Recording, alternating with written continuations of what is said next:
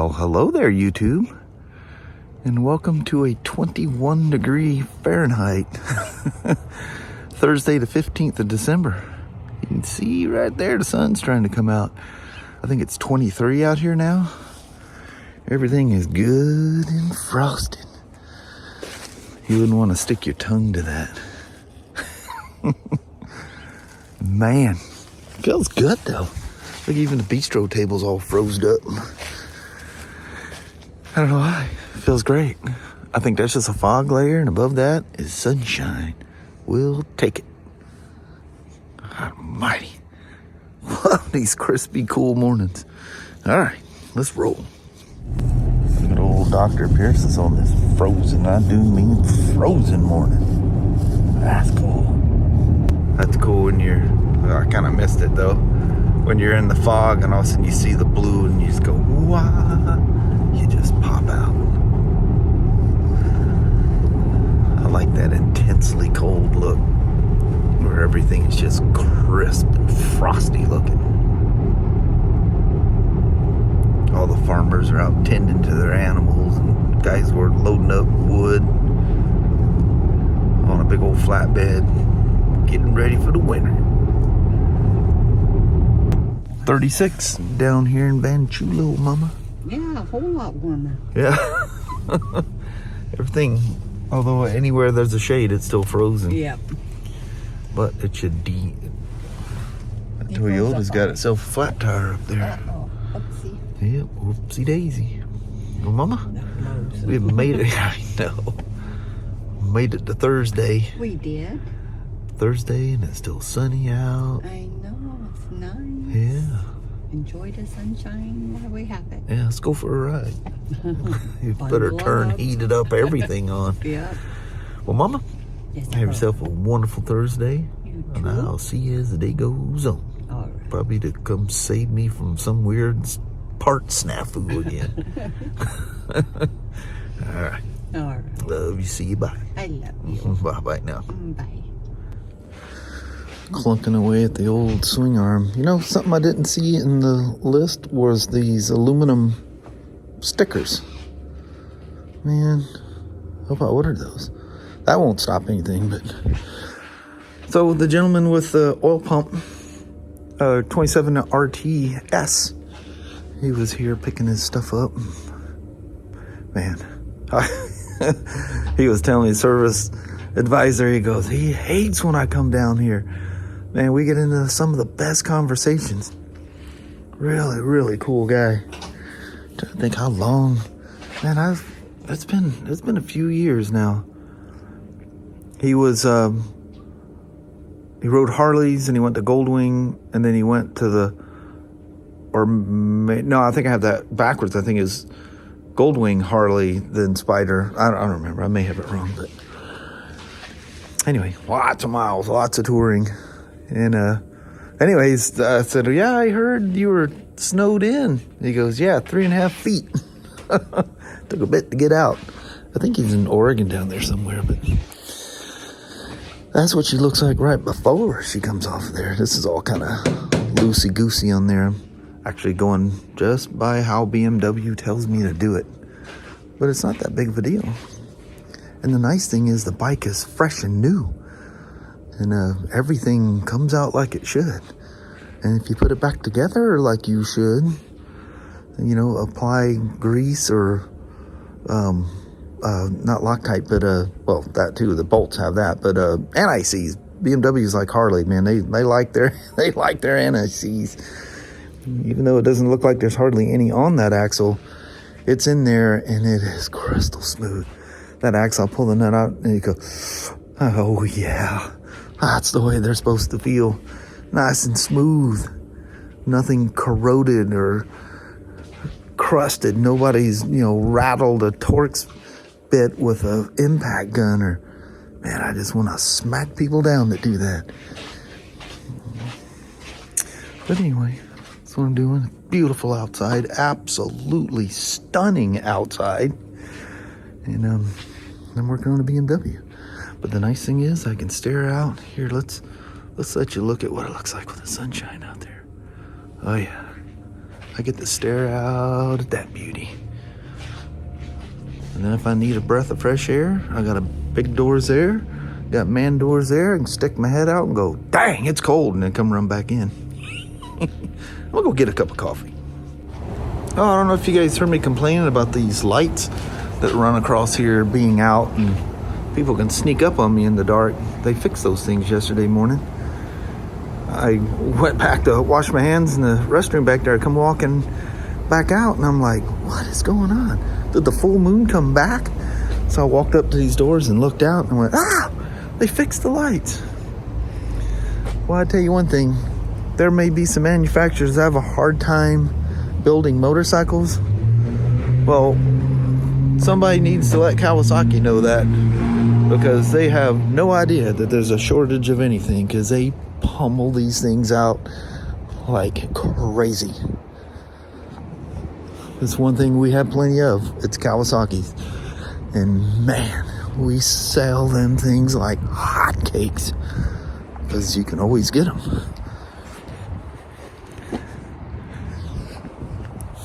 Man, is it beautiful out here. Oh, man. Typical BMW. That thing's built like a Swiss watch. It's ridiculous. There's a reason these things cost so much. I mean, there's just like no shortcuts anywhere. It's so nicely done. Really, really nice. I mean, even look at the elaborate bracket that holds the pre-muffler on that thing. Isn't that nuts? It's got dual cats on it. It's got one on each side. You got two into one, basically. Cat on each side. Very nice. It's got a couple of components I got to take off the swing arm and put it on the new one, and then we'll reverse the order. Oh, you can see the flapper valve down in there. Y'all want to see that? Come on, light. That's what controls that bottom end torque.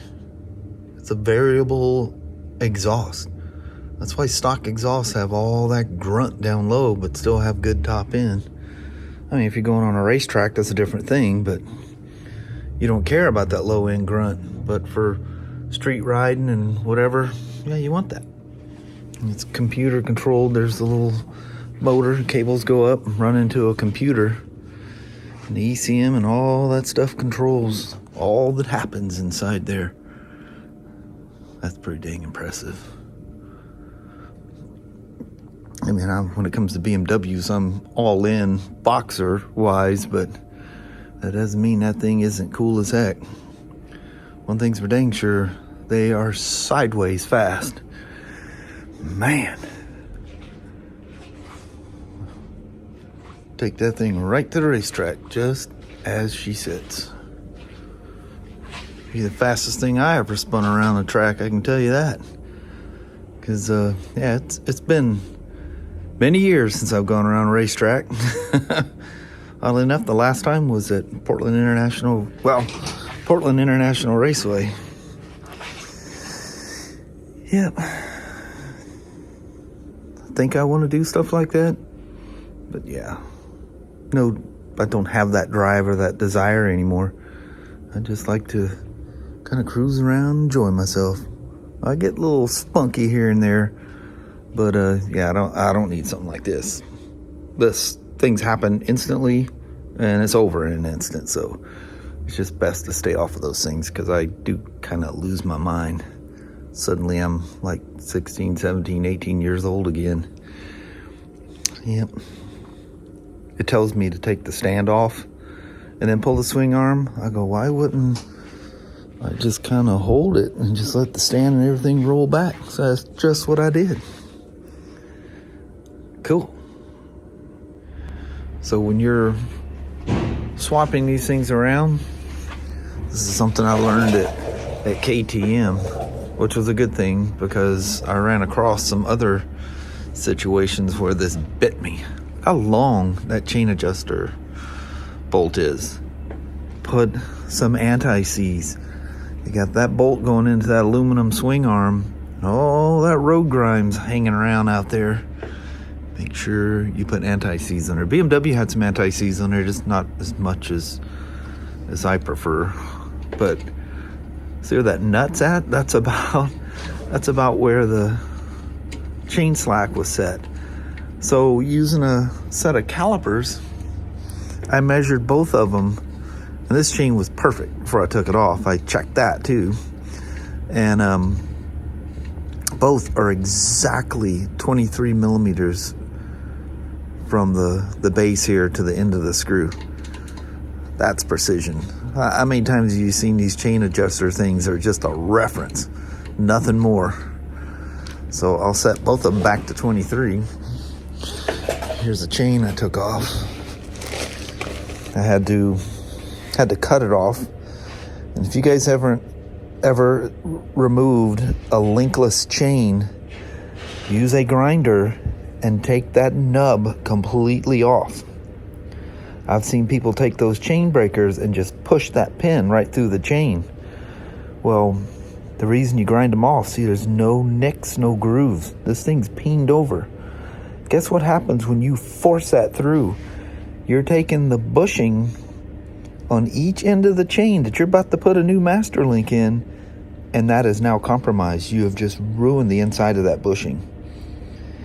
And let me tell you, when they say the chain is only as strong as the weakest link, when you have a, almost 210 horsepower, you don't need any weak links. Always. You can see where I just took a cutting wheel and I just go back and forth until it's just flush, and go just a little bit more.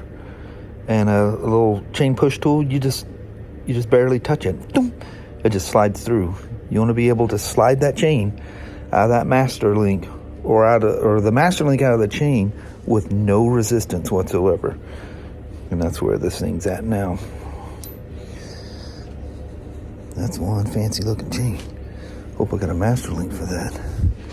All right, as I progress forward, there she is, all clad with a swinging arm. I still have the master cylinder and the ESA rear strut cable to plug in.